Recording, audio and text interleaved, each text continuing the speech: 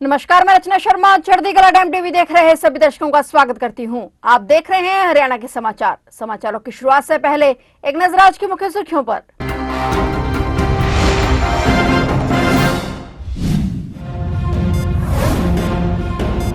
वंदे मातरम की आज 150वीं वर्षगांठ। हरियाणा में गूंजे वंदे मातरम गीत के स्वर। अंबाला में सीएम नायब सैनी ने किया सामूहिक गायन। कहा, इस गीत ने अंग्रेजों की जड़ों को हिलाया।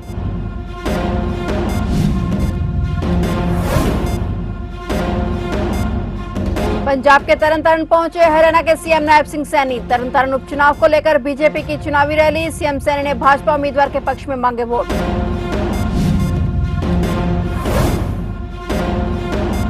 पूर्व सीएम भूपेंद्र सिंह हुड्डा को बड़ा झटका। मानेसर लैंड स्कैम में चलेगा केस। हाईकोर्ट ने याचिका को किया खारिज।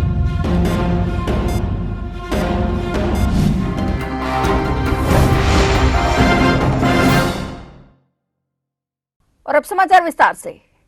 हरियाणा के मुख्यमंत्री नायब सिंह सैनी ने आज अंबाला में वंदे मातरम की 150वीं वर्षगांठ के उपलक्ष्य में आयोजित भव्य कार्यक्रम में हिस्सा लिया। इस अवसर पर उन्होंने अन्य मंत्रियों, अधिकारियों, स्कूली बच्चों और नागरिकों के साथ मिलकर वंदे मातरम का सामूहिक गायन किया। वंदे मातरम गीत के 150 वर्ष पूरे होने पर पुलिस लाइन मैदान में राज्य स्तरीय कार्यक्रम आयोजित हुआ। कार्यक्रम में सीएम नायब सिंह सैनी बतौर मुख्य अतिथि पहुंचे। उन्होंने मां अंबिका का नाम लेकर अंबाला में अपने संबोधन की शुरुआत की। सीएम ने कहा कि वंदे मातरम एक गीत नहीं बल्कि यह भारत की आत्मा है, उसकी धड़कन है, यह भारत की एक पहचान है। वंदे मातरम गीत हमारी मातृभूमि को मां के रूप में देखने वाली सनातन दृष्टि है। उन्होंने कहा कि हर भारतवासी का यह कर्तव्य है। यह मर्यादा, अनुशासन और त्याग की भावना को जोड़ने वाला एक मंत्र है। यह आत्मबल का एक शंखनाद है और इसी गीत ने अंग्रेजों की जड़ों को हिलाकर रख दिया था। इस गीत ने बताया कि हम प्रजा नहीं बल्कि राष्ट्र शक्ति हैं। वंदे मातरम गीत में हमारी नदियों की कलकल है, खेतों में हरियाली है और धरती का गौरव है। यह गीत एकता का अमृत मंत्र भी है।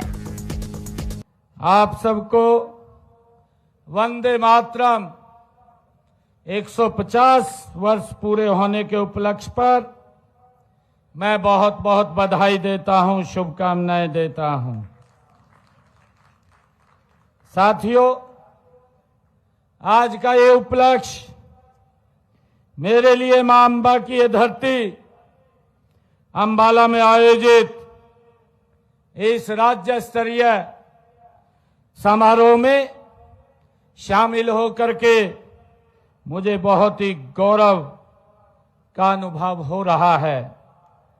सबसे पहले मैं मां अंबा के पवित्र चरणों में मैं नमन करता हूं और आप सबका यहां आप इतनी भारी संख्या में आप पधारे हैं, आप सबका हार्दिक स्वागत करता हूं, आप सबका अभिनंदन करता हूं और साथ ही वंदे मातरम गीत के 150 वर्ष पूरे होने के उपलक्ष्य पर आप सबको पुनः मैं बहुत बहुत बधाई और शुभकामनाएं देता हूं। साथियों, वंदे मातरम गीत ये केवल एक गीत नहीं है, यह भारत के आत्मा है, यह उसकी धड़कन है, यह भारत की एक पहचान है और यह एक ऐसी उद्यमन शक्ति है जिसने गुलामी की जंजीरों को, बेड़ियों को तोड़ने के लिए भारत के स्वराज आंदोलन को एक नई ऊर्जा देने का ये काम किया है। हरियाणा के मुख्यमंत्री नायब सिंह सैनी आज पंजाब दौरे पर आए। बता दें कि पंजाब में तरन उपचुनाव को लेकर राजनीतिक माहौल गरमाया हुआ है और इस बीच हरियाणा के सीएम नायब सिंह सैनी भी पंजाब के तरन पहुंचे, जहां उन्होंने तरन में आयोजित चुनावी रैली में भाग लिया। सीएम नायब सिंह सैनी ने यहां पर तरन उपचुनाव में भाजपा उम्मीदवार के पक्ष में वोट मांगा। सीएम नायब सैनी ने तरन विधानसभा उपचुनाव में भाजपा उम्मीदवार हरजीत सिंह संधू के पक्ष में चुनावी रैली को संबोधित भी किया। गौरतलब है कि तरन विधानसभा उपचुनाव 11 नवंबर को होना है और पंजाब चुनाव को लेकर बीजेपी की ओर से 40 स्टार प्रचारकों की लिस्ट में हरियाणा के मुख्यमंत्री नायब सिंह सैनी का भी नाम शामिल है। इससे पहले सीएम नायब सैनी दिल्ली और बिहार में भी चुनाव प्रचार कर चुके हैं। बीजेपी ने भी तरन उपचुनाव में अपनी पूरी ताकत झोंक रखी है। मानेसर लैंड स्कैम मामले में हरियाणा के पूर्व मुख्यमंत्री और नेता प्रतिपक्ष भूपेंद्र सिंह हुड्डा को पंजाब एवं हरियाणा हाईकोर्ट से बड़ा झटका लगा है। हाईकोर्ट ने आज शुक्रवार को सुनवाई के दौरान उनकी याचिका को खारिज कर दिया है। इसके साथ ही अब पंचकुला स्थित सीबीआई की विशेष कोर्ट में उनके खिलाफ आरोप तय करने की प्रक्रिया शुरू हो जाएगी। इसके साथ ही अब पंचकुला स्थित सीबीआई स्पेशल कोर्ट में इस केस की सुनवाई होगी। सीबीआई पहले ही इस मामले में कोर्ट में चालान दाखिल कर चुकी है। हाईकोर्ट से राहत न मिलने के बाद अब विशेष अदालत भूपेंद्र सिंह हुड्डा के खिलाफ आरोप तय करेगी और इसके बाद ट्रायल की प्रक्रिया शुरू होगी। सीबीआई ने अपनी जांच में कई अनियमितताओं का हवाला देते हुए पूर्व सीएम समेत अन्य आरोपियों पर गंभीर आरोप लगाए हैं।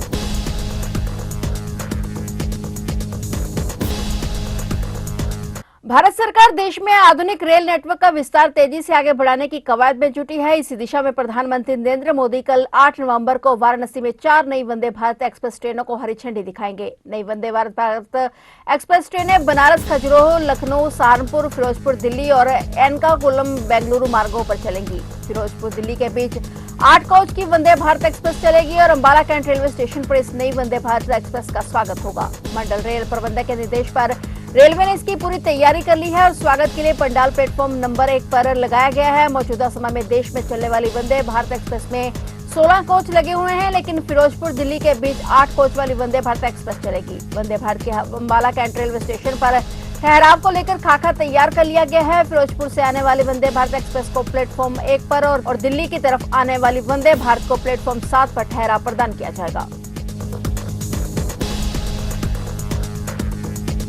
हरियाणा के मुख्यमंत्री नायब सिंह सैनी ने विश्व प्रसिद्ध इलेक्ट्रिक कार निर्माता कंपनी टेस्ला को हरियाणा में अपना मैन्युफैक्चरिंग प्लांट स्थापित करने का आमंत्रण दिया है। सीएम नायब सैनी ने कहा कि राज्य सरकार इलेक्ट्रिक वाहनों को बढ़ावा देने और औद्योगिक निवेश आकर्षित करने के लिए हर संभव सहयोग देने के लिए प्रतिबद्ध है। मुख्यमंत्री ने टेस्ला प्रतिनिधियों को हरियाणा इलेक्ट्रिक व्हीकल पॉलिसी की प्रति भेंट की और बताया कि हरियाणा इस क्षेत्र में अग्रणी बनने की दिशा में तेजी से आगे बढ़ रहा है। CM Nayab Saini Tesla company के प्रतिनिधियों के साथ आयोजित बैठक की अध्यक्षता कर रहे थे। मुख्यमंत्री ने कहा कि यदि टेस्ला हरियाणा में अपना मैन्युफैक्चरिंग प्लांट स्थापित करती है तो इससे कंपनी की बिक्री में उल्लेखनीय वृद्धि होगी और भारतीय उपभोक्ताओं को टेस्ला इलेक्ट्रिक कारें अधिक किफायती दरों पर उपलब्ध हो सकेंगी। इस अवसर पर टेस्ला के वरिष्ठ निदेशक इसाबेल फैन ने मुख्यमंत्री को भारत के पहले एकीकृत टेस्ला सेंटर के शुभारंभ समारोह में मुख्य अतिथि के रूप में आमंत्रित किया, जो आगामी 27 नवंबर को गुरुग्राम में आयोजित किया जाएगा। इस अवसर पर मुख्यमंत्री ने इसाबेल फैन को श्रीमद् भागवत गीता की भी प्रति भेंट की।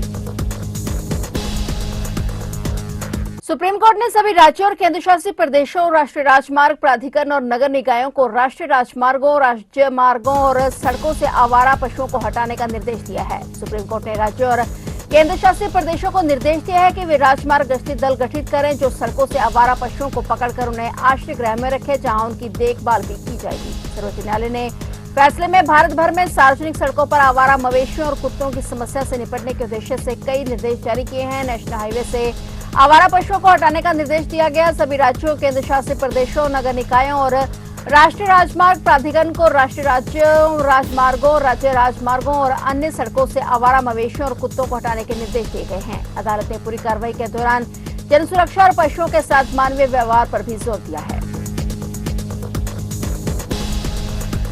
जल संकट से जूझ रहे हरियाणा ने अब जल सुरक्षित राज्य बनने की ठानी है। 6 साल तक चलने वाले इस महत्वाकांक्षी कार्यक्रम में 1798 किलोमीटर नहरों के आधुनिकीकरण किया जाएगा और साथ ही दक्षिण हरियाणा में 80 जल संरचनाओं को पुनर्जीवित किया जाएगा। योजना का प्रारूप तैयार हो गया है, जिस पर कुल 5,700 करोड़ रुपए खर्च होंगे। इनमें से 4,000 करोड़ रुपए विश्व बैंक देगा। मुख्य सचिव अनुराग रस्तोगी ने विश्व बैंक के प्रतिनिधियों के साथ योजना साझा करते हुए कहा कि 6 वर्षीय कार्यक्रम अगले साल शुरू होने की उम्मीद है, जो वर्ष 2032 तक चलेगा। एकीकृत डेटा आधारित और प्रदर्शन उन्मुख दृष्टिकोण से प्रदेश के सिंचाई एवं जल प्रबंधन तंत्र का कायाकल्प किया जाएगा। जल प्रबंधन नीति में यह परिवर्तनकारी कदम होगा, जिससे वर्ष 2032 तक राज्य को देश का पहला जल सुरक्षित राज्य बनने के लक्ष्य को हासिल करने में मदद मिलेगी।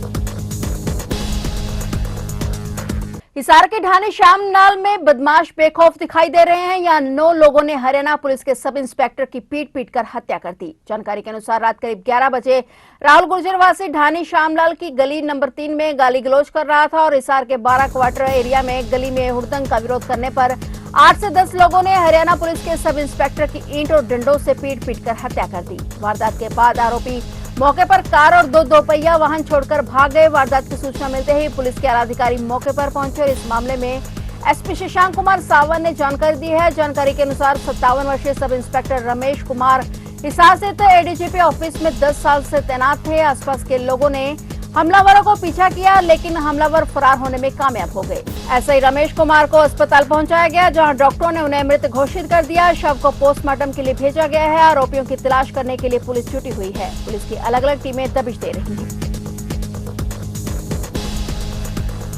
अंबाला पुलिस ने एक बड़ी वारदात को अंजाम देने वाले 11 लोगों को गिरफ्तार किए हैं, जिनसे हथियार भी बरामद किए गए हैं। दरअसल कॉलेज में 2 गुटों के बीच चुनावों को लेकर झगड़ा चल रहा था, जिसमें युवाओं ने कुछ और लोगों को लड़ाई झगड़ा करने के इरादे से बाहर से बुलाया था। फिलहाल पुलिस इन सभी से पूछताछ कर रही है। पुलिस की टीम ने 11 युवाओं को हिरासत में लिया है, जिनसे कई हथियार भी बरामद किए गए हैं।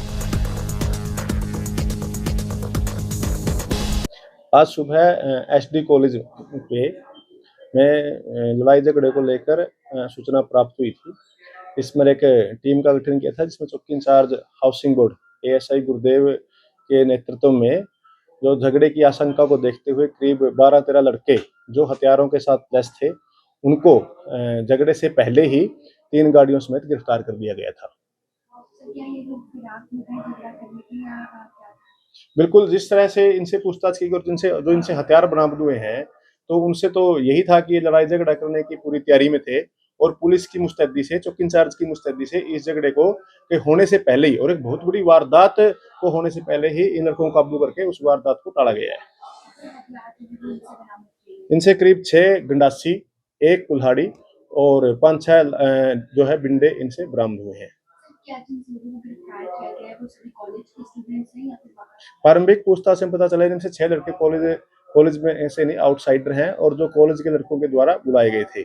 इसमें पुलिस को समय रहते हुए सूचना प्राप्त हो गई और पुलिस की मुस्तैदी से एक बहुत बड़ी वारदात होने से बच गई। फिलहाल हरियाणा के समाचारों में इतना ही। और नए समाचारों के साथ फिर से हाजिर होंगे। तब तक के लिए देखते रहिए चढ़ती कला टाइम टीवी।